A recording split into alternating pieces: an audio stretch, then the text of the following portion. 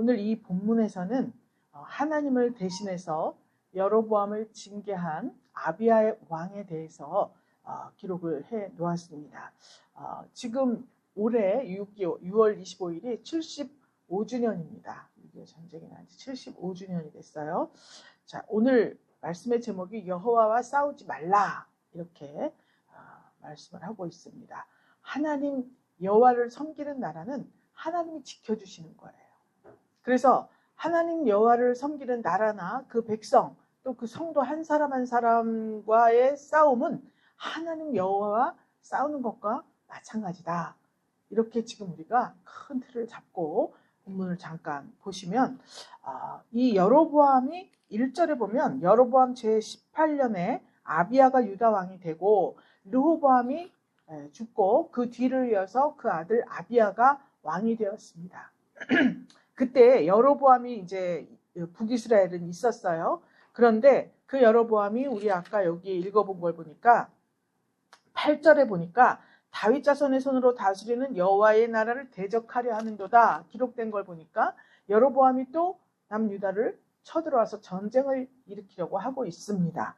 그래서 그 아비야가 싸움에 용맹한 군사 40만 또 여로보암은 큰 용사 80만 그러니까 딱 반이에요. 2배가 되는 큰 용사라고 그랬습니다. 그들을 이끌고 지금 남유다를 쳐들어 내려오고 있습니다. 그러면 아비야가 이 전쟁에서 전적으로 하나님을 의지하면서 하나님 대신 이 북이스라엘 왕 여로보암을 징계하려는 그러한 마음을 가지고 있어요. 왜 그러냐면 우리가 읽은 본문 4절부터 12절까지는 아비야가 이스라엘 나라 여로보암과 이스라엘 무리들아 다 들으라 이렇게 말하죠. 그러니까 먼저 그렇게 이 아비야가 북이스라엘 또 여로보암 왕을 향하여서 연설을 해요. 그래서 4절부터 12절까지 그들을 향하여서 연설을 합니다. 이 연설의 내용은 뭐냐? 왜 이런 연설을 하느냐? 지금 여로보암 왕이 북이스라엘로 전부 10지파를 끌고 간 이유가 뭐냐? 이것에 대해서는 지난번까지 잘 이야기를 했어요. 북이스라엘을 전부 백성들을 북이스라엘 끌고서 북이스라엘 왕국을 만들었습니다. 그리고 자기가 왕이 되었어요. 그런데 이 북이스라엘 백성들을 금송아지 우상 숭배에 빠지게 만들 거예요. 그래서 하나님을 대적했다. 하나님의 나라, 여호와의 나라를 대적했다. 이렇게 표현을 하는 것입니다. 여로보암은 금송아지 자체를 사실 우상화시키려고 했던 건 아니에요.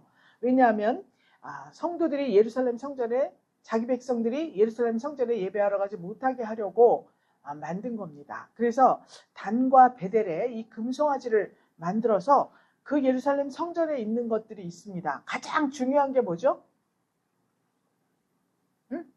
법궤죠. 법궤. 법궤가 가장 중요해요. 그래서 싸움을 싸우러 갈 때도 법궤를 갖고 싸우고 들고 나가서 싸우고 막 이런 거 많이 읽었죠? 그래서 그 대신 법궤 대신 뭐 보이는 게 뭐가 있어야겠구나 생각을 해서 이 금송아지를 만드는 거예요. 그런데 그만 이것이 우상화되어 버리고 말은 것입니다. 왜 우상화되었을까요?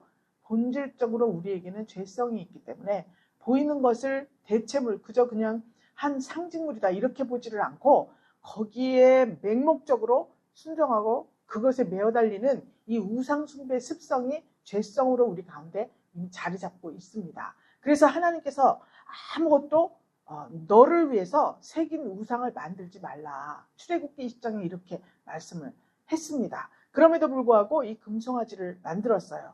그럼 왜 이거를 만들었는가?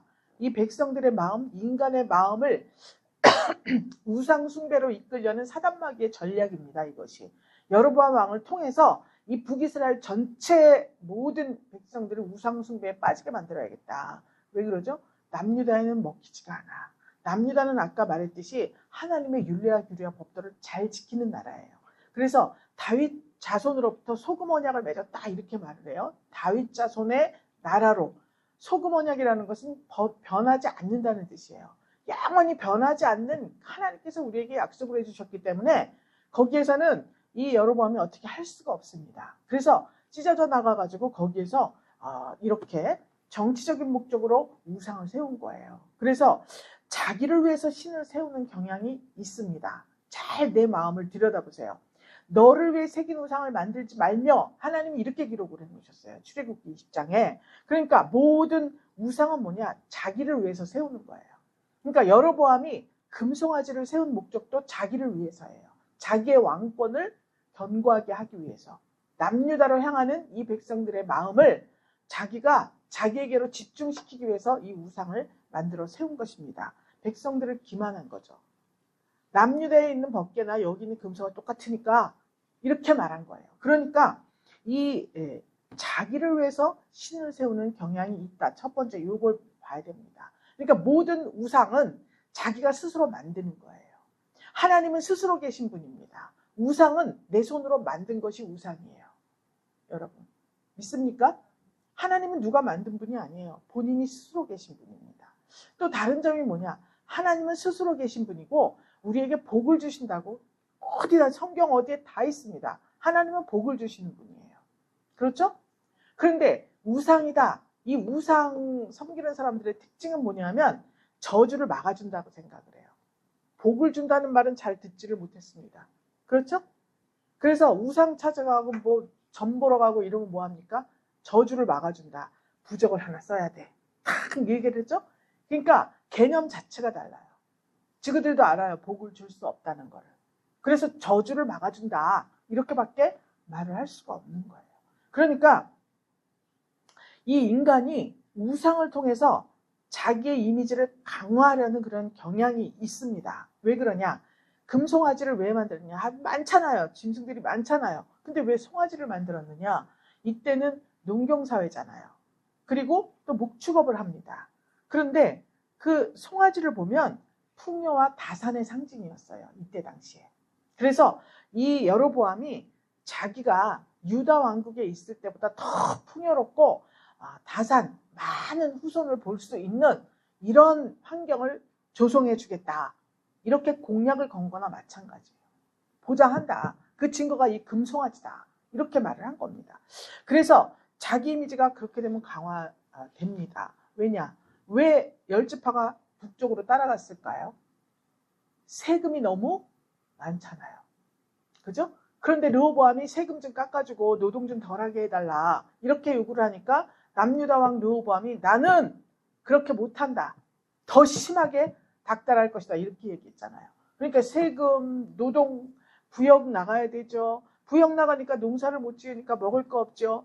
어려운 상황이에요. 그런데 북이스라엘로 가서 풍요와 다산의 신 금송아지 여기에 경배를 해라. 성전까지 안 가도 돼. 그러면 우리는 농사도 잘 되고 가축들은 많은 새끼들을 양산하게 될 것이고 또 이때는 전부 몸으로 무언가를 하잖아요. 전쟁도 몸으로 하잖아요. 요즘은 몸으로 안 하죠?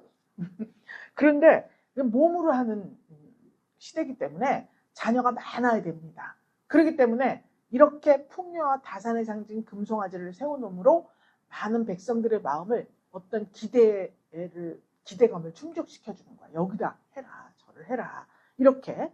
그러니까 지금으로 말하면 정치인들이 완전히 공약을 막 하지 않습니까? 파주, 그러면 파주에 KTX 들어오게 하겠다. 행진까지 오죠? KTX가. 파주역까지 KTX 오게 하겠다. 뭐 어떻게 하겠다. 뭐 어떻게 산업 단지를 만들겠다. 학교를 만들겠다. 전부 그런 공약들을 하지 않습니까? 지금 우리도 뭐 나라에서 뭐 좀 이렇게 준다 그러죠? 이런 각종 공약. 그 전 시대로 넘어가면 어떤 이데올로기 사상들입니다. 그래서 사회주의, 공산주의라고 하죠. 그러니까 자본주의는 너무 빈부격차가 심합니다. 우리 골고루 나눠서 똑같이 나눠서 먹고 살자. 이게 사회주의, 공산주의 아닙니까? 그 이론이 나왔을 때 그것을 참 지지하는 성향이 있어서 이렇게 확 갈라졌잖아요. 민주주의와 공산주의로. 마찬가지로 이 지금 자기 이미지를 강화하기 위해서 어떤 우상을 숭배하게 만드는 거예요. 그러면 사람 자체는 자기가 일단은 육체가 있기 때문에 육체가 있잖아요.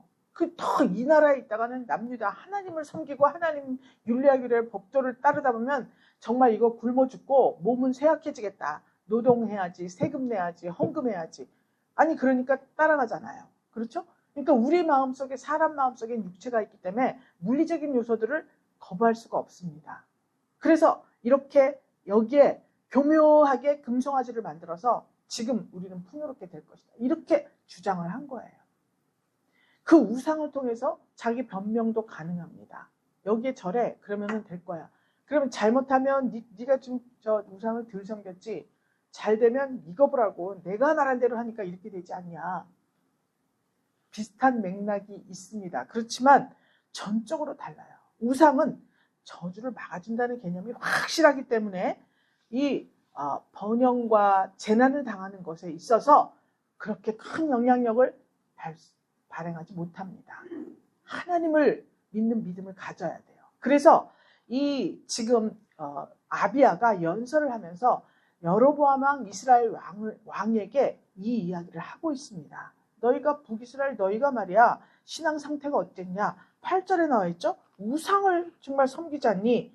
너희 손으로 신으로 만든 너희를 위해서 신으로 만든 금송아지가 너희 있구나. 우리는 다윗의 자손의 손으로 다스린 여호와의 나라다.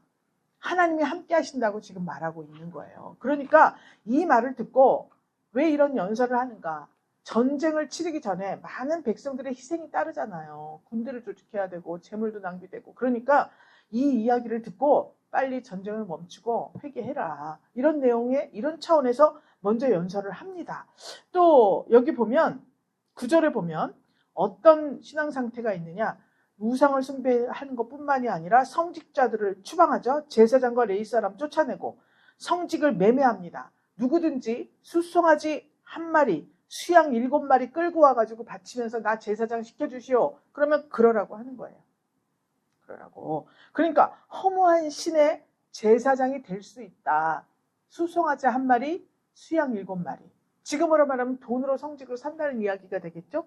학교 공부 다 없고 그냥 돈을 줄 테니까 나에게 목사 자격증을 주시오. 이렇게 되는 거나 마찬가지잖아요. 그걸 허용했다는 거예요. 그러니까 이렇게 하나님 앞에서 북이스라엘의 신앙 상태가 이렇게 열악한데 우리 남유다는 어떠냐? 11절에 우린 정기적으로 제사를 드린다. 여호와 앞에 조속으로 번제를 드린다 그랬죠? 그리고 우리 하나님 여호와의 계명을 지킨다. 우리는 이렇게 말을 하는 거예요. 그러니까 빨리 그 우상 숭배하는 모습을 벗어버리고 돌아오라. 지금 이렇게 말하는 겁니다. 그렇게 먼저 연설을 하면서 남유다의 그 정통성, 왕조로서의 정통성을 강조를 하고 있는 거예요. 그러니까 속은 뭐냐? 그러면 이 다윗 왕조의 정통성을 이어받은 나라다. 여기가. 너희는 그냥 허무한 신을 섬기는 나라야. 그냥 이렇게 말하고 있는 거예요. 왜 하나님의 백성을 10집 하나 데리고 가서 우상 숭배하게 만들고 허무한 신을 쫓아가게 만드느냐. 이렇게 지금 책망하고 있는 겁니다. 그래서 남쪽은 여호와의 나라라고 하고 이 북이스라엘은 배교자의 무리라고 이렇게 표현을 합니다. 배교자. 교리를 벗어난 거예요. 배신한 거예요. 그래서 5절에서 7절까지는 다윗 언약은 절대로 불변하는데 너희는 남봉과 비류의 총수다. 네가 여로보암에게 이렇게 말하는 거예요. 그러니까 남봉꾼 좋은 말 아니죠? 비주류예요. 이런 사람들은 지금 우리가 생각하는 남봉꾼, 비류 이게 우리가 생각하는 정도가 아니에요. 이 세상에서 못할 짓이 없는 무리들입니다. 이 남봉과 비류들은. 그래서 그것의 총수야 네가. 그러면서 북왕국 제사장들은 다 가짜다. 남유다가 진정한 하나님 나라고 백성이다. 이렇게 지금 표현을 하고 있습니다. 그러면 여로보암이 왜 그렇게 되었는가? 북이스라엘 여로보암 왕국 건립을 하게 된 이유가 뭐냐면 과다한 정책으로부터 백성들을 보호하는 것 같이 보였어요. 이제 여기 가면 세금 그런 거 없고 또 너무 이 율례와 규례와 법도에 얽매여서 내가 그렇게 타격을 받는 일이 없다. 이렇게 해서 백성들을 생각하는 것 같이 그렇게 했지만 사실은 하나님을 잃어버린 그 나라가 혼란과 또 아주 나라 전체가 지저분해지고요. 외세의 침략을 받아서 남유다보다 거의 뭐 한 몇 년 정도, 몇십 년, 몇백 년 정도 빨리 망했습니다. 다윗 왕조를 부정하고 병력이 훨씬 우세한데도 불구하고 야비한 복병을 정책을 써요. 13절 이하에 보면 전쟁을 할 때. 그러니까 우리 성도가 사회운동을 할 때 또 가난한 민중을 대변한다는 그런 모토를 앞세워서 막 이렇게 나가죠. 우리가 나갔을 때 그 방법이 지혜롭고 선해야 한다는 것을 말씀하고 있습니다. 그래서 국가를 부정한다거나 하나님을 거부하는 이런 극단적인 행위는 삼가야 된다. 여기에서 얻는 교훈이 바로 이거예요. 교회 안에서의 다툼도 마찬가지입니다. 교단에서는요, 교회 안에서 법적으로 성도 간에 분쟁을 일으키고 교회를 향해서 법적으로 이 나라법에 세상법에 의해서 분쟁을 일으키고 이거 다 교단에서 제명됩니다. 교회 안에서의 모든 다툼 이런 것들이 그냥 이렇게 다퉈서 성령으로 은혜로 해서 서로 양보하고 이렇게 해서 해결이 돼야지 법정으로 간다, 재판한다 이렇게 되었을 때 하나님은 이런 것을 원하지를 않아요. 이거는 교회가 하나님의 법으로 다스려지는 곳이잖아요. 근데 세상법을 들여오면 이 교회 자체를 부정하는 게 되잖아요. 그렇기 때문에 국가나 교회 자체, 우리는 교회 안에 모인 공동체니까 부정할 때에는 하나님께서 기뻐하지 않으신다. 그리고 하나님의 법에도 맞지 않는다. 이렇게 볼 수가 있습니다.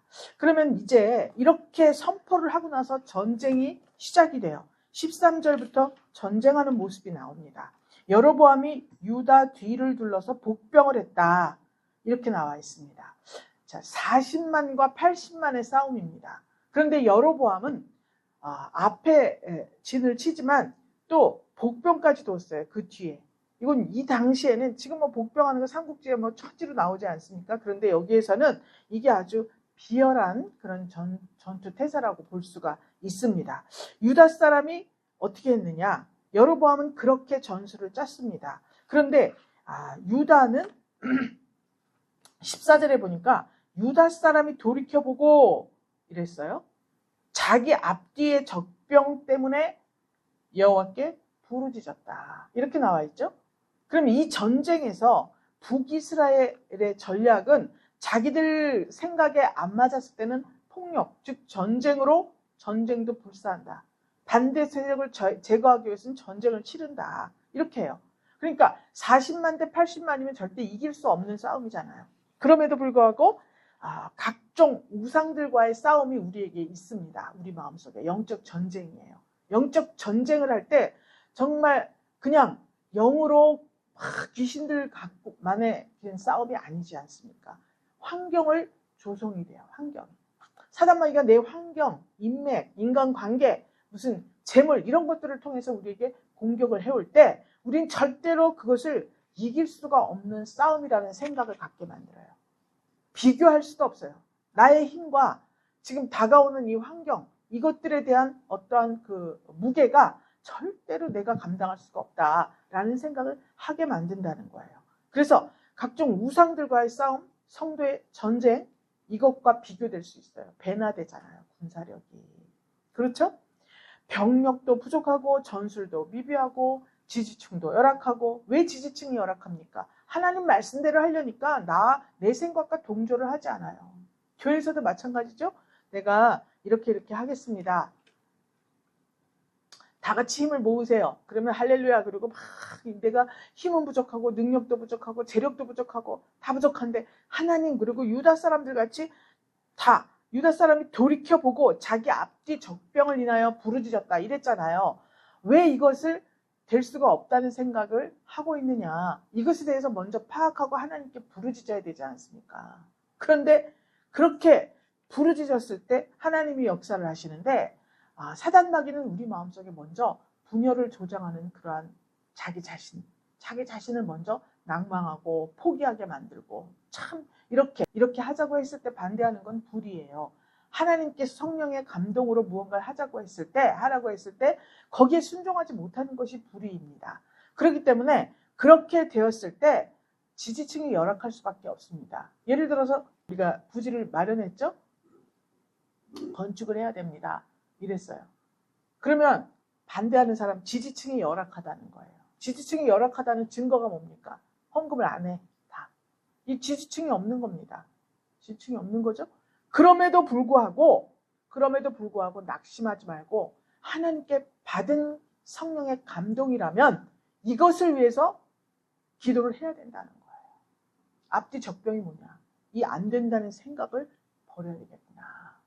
이렇게 우리가 하나님의 일을 할 때는 지지층이 다 열악합니다. 우리 가정적인 어떠한 그 여러 가지 거쳐온 과정들을 봐도 이거를 좀 하겠습니다. 그러면 그거는 현실적으로 불가능하니까 생각을 접으시오. 접으라고 하는 거 보니까 이건 하나님의 뜻이다. 그리고 진행을 해요. 진행을 하니까 진행이 되는 거예요. 그러니까 먼저 지지층이 열악한 것이 무슨 저 민중들이 지지를 합니까? 동네 사람들이 지지를 합니까? 나부터 내 마음속에 먼저 그거는 정말 성령이 이렇게 말씀하시지만 그건 불가능한 일이기 때문에 내가 조금 몇 년 있다 뭐 돈을 모아서 아니면 인맥을 넓혀서 무엇을 어떻게 해서 이런 생각을 주는 거예요. 내 마음에 먼저 그것을 지지할 수 있는 마음이 없는 거예요. 여러분, 그래서 우리가 아까 찬송했듯이 항상 우리는 어떤 선택을 해야 된다고 하지 않습니까? 성도는 선택을 해야 돼요. 항상 아침부터 밤까지 선택을 하는 겁니다. 선택을. 근데 그것에 대해서 지지하는 지지층이 열악해요. 여러분, 성도가 성숙해지면 성숙해질수록 더 어렵습니다. 왜냐? 성도가 연약할 때는요, 다 도와줍니다. 온 교회가 다 도와줘요. 근데 점점점 성장을 하면 할수록 내가 혼자라는 것을 절실하게 느낍니다. 그래서 성도가 아직 연약할 때는 목사님도 적극적으로 도와주고 막 이렇게 하고 성도들도 막 도와줘. 내가 장성한 분량에 이르기 위해서 어떠한 선택을 해야 되고 어떤 결단을 해야 되고 어떤 전쟁을 치러야 된다. 그때는 여러분 하나님밖에 없어요. 보이는 것은 사람, 목사뿐만이 아니라 모든 사람, 이 세상에 있는 모든 환경들이 다 내 편이 아닌 것 같아요. 제가 이건 경험입니다. 아무도 도와주는 사람 없고요. 아무도 내 마음을 나와 같이 알아주는 사람 하나도 없습니다.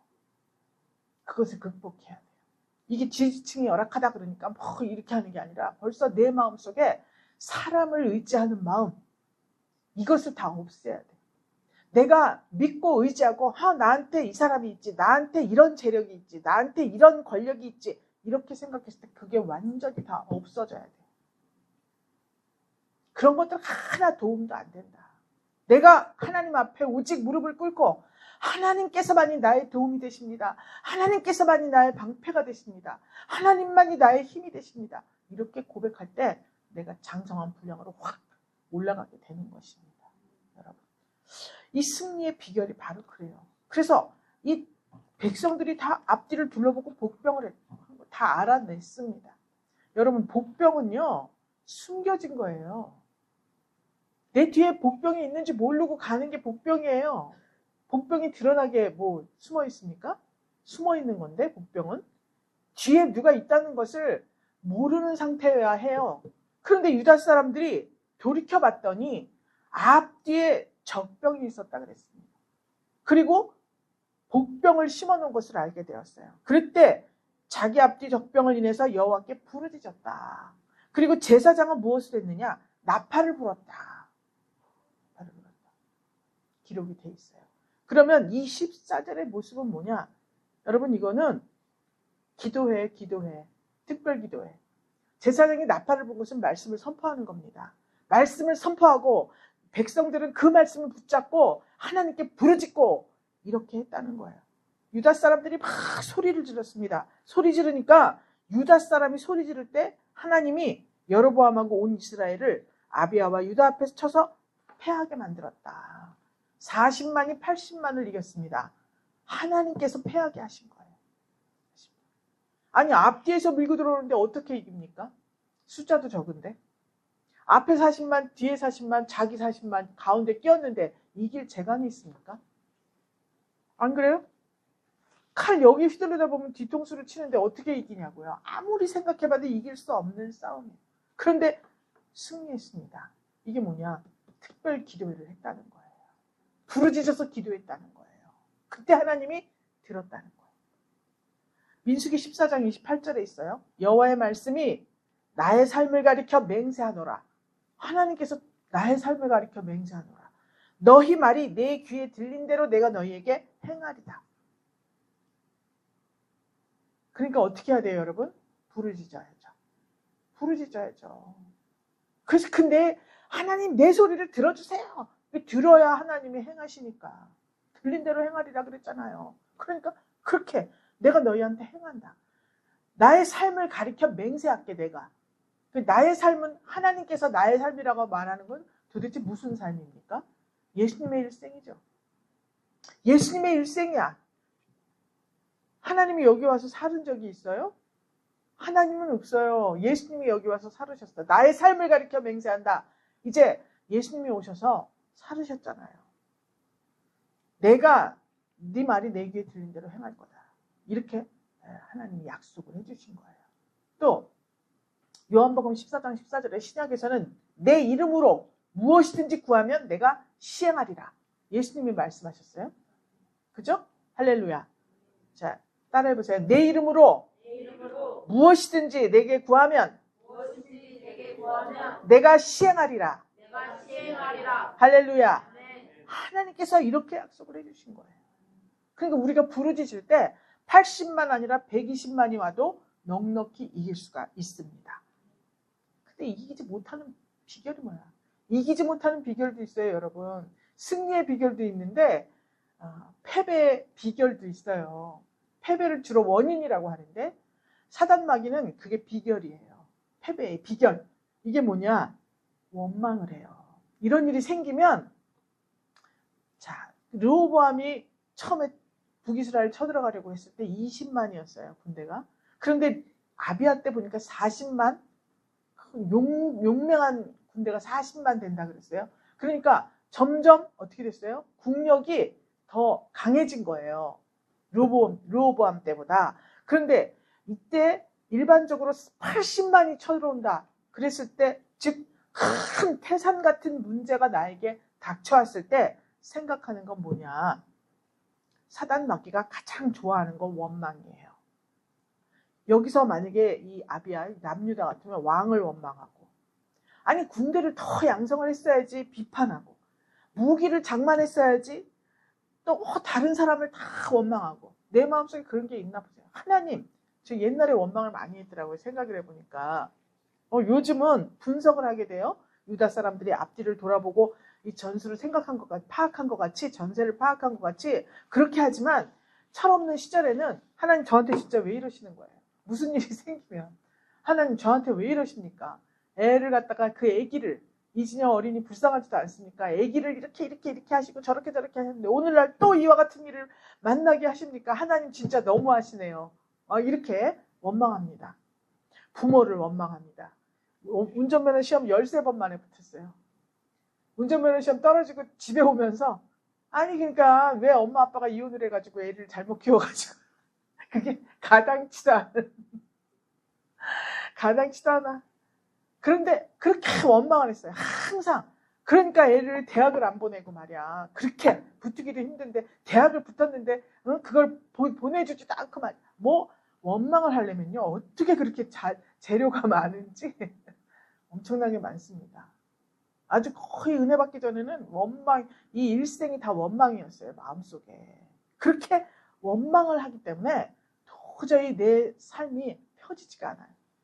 들어가는 회사마다 다 망하고, 아주 한 달, 두 달 월급만 타면 망해버려. 회사가 망해. 문을 닫아. 그리고 멀쩡 문을 안 닫으면 월급을 안 줘. 진짜 청년 시절이 정말 괴로웠습니다. 오죽하면 제가 그 빠른 나이에 결혼을 했겠어요. 이 삶을 탈피해보자. 그 삶을 탈피해서 결혼을 했더니 또 그때부터 빚은 없었어요. 그전에는. 뭐 빚을 막 지게 되더라고요. 사업을 하는 양반이라. 되는 일이 없어. 원망을 하니까. 정말. 그러면 결혼했는데도 이러면 어떻게 되겠어?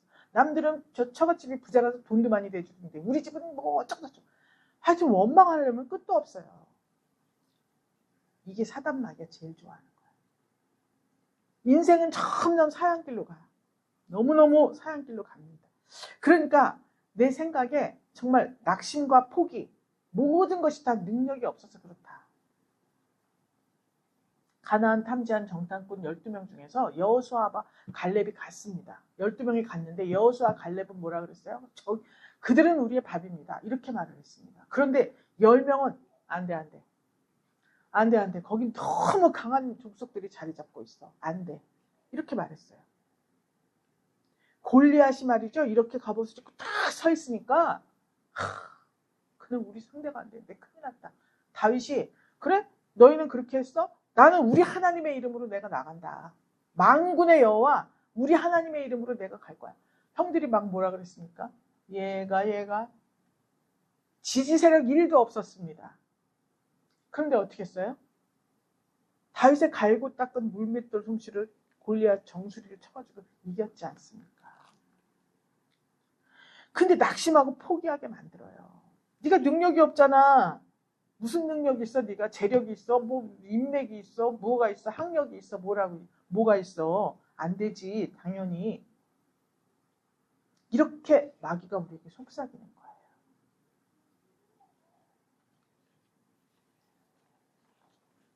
양심이 있으면 너도 생각을 해봐라. 언감생심 어떻게 그런 꿈을 꾸나? 이렇게 말할 수 있습니다. 영화배우였던 그 선우용여 씨가 아침만 되면 호텔에 가서 조식을 아침마다 간답니다. 지금 81세라 그래요. 81세인데 아침마다 호텔에 가서 조식을 드셔요. 그런데 혼자 사시는 거예요. 다 뭐 부근 되시는 분도 하늘나라 가시고 다 했는데 본인은 이제 혼자니까 뭐 음식 사다 막 해먹고 이러는 것보다 조식을 한대요. 그래서 그 유퀴즈 있죠? 유퀴즈라는 프로그램에 나왔었어요. 근데 그 호텔 뷔페 갔는데 조식 뷔페를 갔는데 잘 드시더라고요. 81세 되면 그렇게 식사 많이 못 하잖아요. 그런데 골고루 너무 잘 드시는 거예요. 그리고 운전도 직접 하고 굉장히 영양이 골고루 섭취가 되잖아요. 골고루. 그래서 내 부족한 생각으로 나도 80살이 되면 집을 팔아가지고 호텔로 이사를 가서 아침마다 거기서 조식을 먹어야 되겠다. 내가 아프면 집이 무슨 소용이 있어. 그래서 제가 수련회 가가지고 무슨 얘기를 막 하다가 뭐 건강 얘기를 막 해서 나 그래서 집 팔아가지고 텔레포로 이사 가려고 그분같이 그렇게 아침 조식 먹고 싶어. 아무도 나도 그래야겠다 하는 분이 없어요. 돈은 나보다 더 많은 분들이야. 그런 말 하는 사람이 없어. 이것도 기적이야. 왜냐하면 가당치도 않다고 생각하는 거죠. 6만 원이래나 9만 원이래나. 근데 그분은 이제 경제적인 능력이 있습니다. 어머니가 물려준 건물도 있고 네 채가 있대요. 강남에도 있고 하여튼 본인도 돈 잘 버시니까 수입이 있으니까 그렇게 하는데 그러면 없으면 없는 대로 우리가 그런 꿈도 못 꿉니까? 그죠? 나는 이제 나이가 많으니까 그런 꿈을 꿔봅니다. 근데 그 전에 하나님께 또 하나님 앞에서 할 일이 있잖아요. 하나님 앞에 할 일이 있습니다. 우리가 수련회를 속초로 갔는데 거기에 우리 은퇴하신 목사님 부부가 여행을 오신 거예요. 은퇴하시고 이렇게 이제 여기저기 다니시는데 그 카페에서 이렇게 우리가 차 마시려고 들어갔는데 그분들이 앉아 계신 거예요. 그러면 여러 가지 대화를 나눴는데 대형교회 목사님 은퇴하신 거예요. 그런데 어떻게 하다가 이제 가족 얘기가 나와서 이제 장례식 못 오셨어요. 그분이 우리 아버지 장례식 때 못 오셨는데 미안하다 그러면서 막 그 얘기를 하시다가 물어보길래 제가 우리 아버지는요 이러면서 이제 막 얘기를 했습니다. 그랬더니 그렇게 했으니까 지금 목사님이 되신 거 아닙니까? 이래요. 그래서 내가 아니 목사님 제가 목사님 그렇게 안 봤는데 저를 위로해 주셔야죠. 어떻게 아버지 편을 듭니까? 능력이 있는 분이네. 막 이렇게 하시는 거예요? 어떻게 아버지 편을 드십니까? 저를 위로를 해주셔야죠. 살기 힘들었겠다. 이랬겠다. 상처 많이 받았겠다. 목사님 때문에 제 마상 3도입니다. 마음의 상처 3도가 됐다니. 그랬더니 그렇게 했으니까 교회를 지은 거지 이러는 거예요. 그래서 교회는 아저씨들이 지었어요. 네. 그랬습니다. 그러니까 그런 역경을 디디고 살아왔기 때문에 이렇게 할 수 있었다는 거야. 그러니까 하나님의 은혜인 거는 아는데 사람이니까 날 위로를 해줘야 될 거 아니에요? 절대 위로를 안 하셔 목사님들이. 그래서 그렇게 된 거다 딱 이렇게 말씀하시는 거예요. 그러면서 내가 교회를 못 지어봤잖아 이렇게 말씀하시는 거예요. 목사님 훌륭하신 분이 왜 그러세요? 그랬더니 교회를 직접 못 지으신 거예요. 청빙을 받으셔가지고. 그게 더 훌륭합니다. 우린 청빙을 하는 사람이 없어가지고 그냥 하는 거예요. 그랬어요? 어쨌든 이렇게 능력 부족이다 그러면 가당치도 않고 절대 동조를 하지 않아요. 내 마음부터 먼저 여셔야 돼요. 여러분 마음의 문을 여세요. 무엇을 하자 그러면 가능하다 이 생각부터 하세요. 꿈을 크게 가지세요. 그래야지 빛을 발하는 거예요.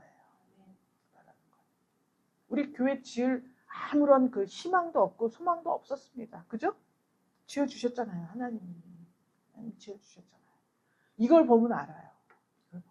그렇기 때문에 하나님께 부르짖고, 이 신앙인의 특권이에요. 하나님께 부르짖고, 그러면은 군사력보다 더 강한 능력을 주시는 거예요. 너는 내게 부르짖으라. 크고 비밀한 일을 내게 보이리라. 예레미야 33장 3절 말씀이잖아요. 네가 알 수 없는 크고 비밀한 일을 내가 보이겠다. 이렇게 말씀하셨습니다.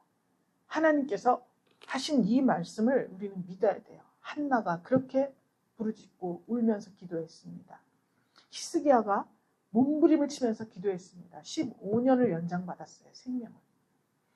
하나님께서 이 승리의 비결인데 이게 사단마귀가 주는 이 패배의 비결에 귀를 기울이고 그쪽으로 쫓아가면 인생 좋은 일 하나도 없습니다. 할렐루야. 하나님을 의지하세요. 하나님을 의지하세요. 하나님을 인정하고 의지하셔야 됩니다. 그래서 하나님께 부르짖는 거예요. 될 만하니까 부르짖는 거지. 될 일이 없다고 낙심하고 포기하고 구석에 들어가서 머리 박고 있는 거예요. 그냥 부르짖어야 돼요. 하나님을 의지해. 18절에 보니까 그때 이스라엘 자손이 항복하고 유다 자손이 이겼으니 이는 저희가 그 열주의 하나님 여호와를 의지하였습니다. 할렐루야. 하나님을 의지해야 돼요.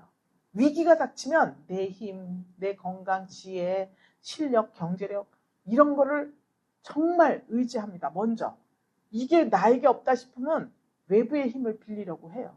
인맥 따지고 능력 있는 사람 찾아가고 경제력 있는 사람 찾아가고 이거 아니에요. 유다는 무기도 아니고 숫자도 아니고 그렇다고 해서 외국에 용병을 데리고 온 것도 아닙니다. 지혜, 전략 이런 것도 없었어요. 그냥 하나님을 의지했습니다. 시편 9편 10절에 있어요. 주를 의지하는 자, 주를 찾는 자들을 하나님이 버리지 않는다는 내용입니다. 할렐루야.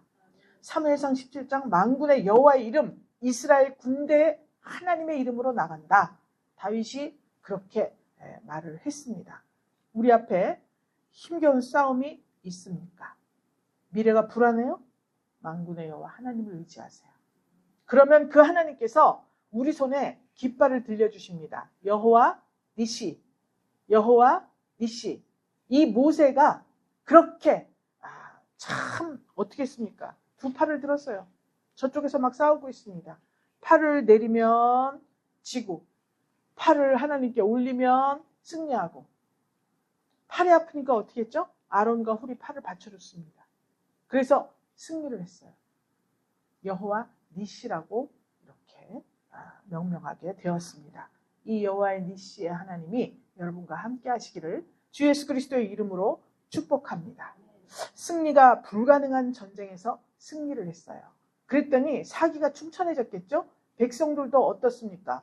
지지층도 없는 열악한 상황 속에서 내가 무언가를 해냈습니다. 하나님의 동행하심으로. 그때 점점 강성해지는 복을 받게 되었습니다.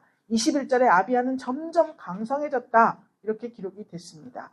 하나님을 거역하면서까지 기술 개발, 이거 하나님 기뻐하지 않습니다. 인권을 무너뜨리면서까지 발버둥 치는 거, 이것도 옳지 않습니다. 이스라엘을 유다에 붙이신 분은 하나님이셔요. 그 하나님, 시편 2편 4절에 있어요. 하늘에 계신 자가 웃으시며 주께서 저희를 비웃으시리로다. 80만 대군을 데리고 밀고 내려온 이 북이스라엘, 그 교만을 하나님께서 비웃으신다. 거만한 자를 비웃고 겸손한 자에게 은혜를 베푸신다. 잠언서 3장 말씀입니다. 교만은 패망의 선봉이다. 거만한 마음은 넘어짐의 앞잡이다. 이렇게 기록하고 있습니다. 우리 생각 속에 있는 모든 교만함과 자기를 의지하고 어떤 외부의 커다란 힘을 의지하는 이런 습성을 다 하나님께 앞에 성령으로 불태워버리고 오직 하나님을 의지하고 하나님과 동행하기를 원하는 겸손한 마음, 이것으로 무장하여서 여러분들의 삶이 지금보다 10배, 100배, 1000배로 그렇게 부흥, 발전, 풍요, 여기 지금 송아지가 줄 수 없는 그런 풍요와 축복의 삶이 여러분들 속에 지속되기를 주 예수 그리스도의 이름으로 축복합니다. 하나님 감사드립니다. 우리에게 위기가 다가오면 부르짖고 하나님을 의지하고 하나님과 동행하는 이 승리와 형통의 길을 보장해 주신다는 약속, 하나님 오늘 나팔을 불었습니다. 앞뒤를 돌아보며 하나님 전적으로 부르짖고 기도하여서 하나님 앞에 응답받고 우리가 알 수 없는 크고 비밀한 역사를 보이시겠다 말씀하신 우리 하나님의 기록된 말씀을 의지하고 하나님 이 여호와 니시 하나님의 깃발을 쟁취하는 우리 사랑하는 분이엘 권속들이 다 되게 도와 주시옵소서. 하나님께 부르짖고 의지하고 인정하여 승리와 형통의 길 가게 하여 주시옵소서. 축복하며 살아계신 예수 그리스도 이름으로 기도 올리옵나이다. 아멘.